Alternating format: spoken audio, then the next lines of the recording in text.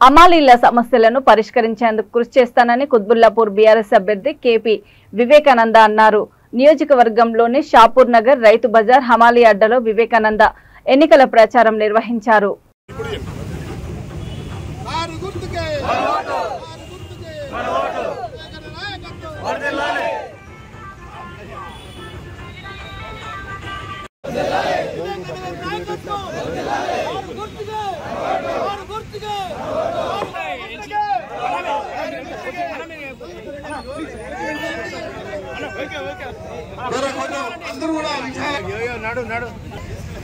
చూడండి సార్.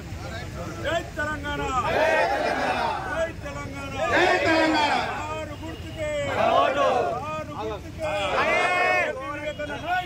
వర్ధిల్లాలి జై తెలంగాణ, జై తెలంగాణ. కామ్రేడ్ల ఐక్యత వర్ధిల్లాలి.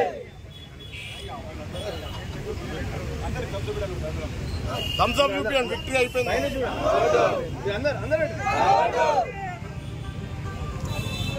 చాలా ఆనందంగా ఉంది. ఇలాంటి అనుమానం మీరు ఇది చూసినప్పుడల్లా నాకు మైండ్ తిరుగుతూ ఉంటుంది. కానీ వారి గౌరవం కూడా తప్పకుండా పూర్తి చేసే బాధ్యత నేను తీసుకున్నానని తీసుకుంటూ మరి ఇంకా ఇంతకు చెప్పినట్టుగా మిగతా సంక్షేమ పథకాలు ఏమున్నా సరే తప్పకుండా మీరు ఏ పథకమైనా సరే నా చేరుకున్నారంటే మాత్రం మీరు ఇలాంటి సెకండ్ థాట్ పెట్టుకోదు. మన అమ్మాయి అడిగి వస్తే ఫస్ట్ ప్రిఫరెన్స్ మీకు ఖచ్చితంగా ఉంటుందని చెప్పి సభ అనేక రకరకాలైనటువంటి మనకి స్కీమ్స్ వస్తూ ఉంటాయి.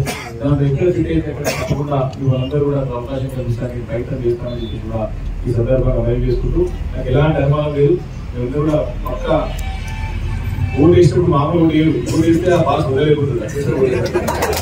మేము పూర్తిగా ఏర్పడుతుంది. కాకపోతే ఇంతకుముందు లక్ష్మణ్ గారు మంచి మాట చెప్పారు. మీతో పాటు మిత్రులకి బంధువులకి మీ పరిచయాలందరితో కూడా చెప్పాల్సిన అవసరం గౌరవం చాలా ఇంపార్టెంట్ ఎలక్షన్స్ టైంలో. ఎందుకంటే రాజకీయం ఉన్నప్పుడు సహజంగా విపక్ష పార్టీ కానీ ప్రజాస్వామ్య పార్టీకి ఎవరు మాట్లాడే హక్కు అనుకుంటారు.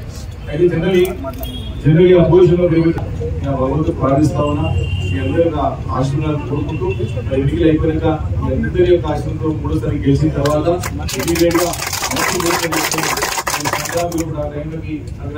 వేసుకోకుండా నిధులు మంజూరు చేసుకుని అధికారికంగా చక్కటి ప్రజల సభ పెట్టి అందరూ వేసుకొని అమాలయ శంకుస్థాపన చేసుకున్నామని చెప్పేసి కూడా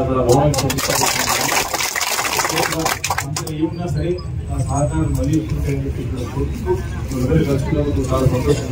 చాలా ఆయన దగ్గరికి వెళ్ళి ఇందాక పెద్దలు చెప్పినట్టుగానే ఆయన దగ్గరికి వెళ్ళి మనం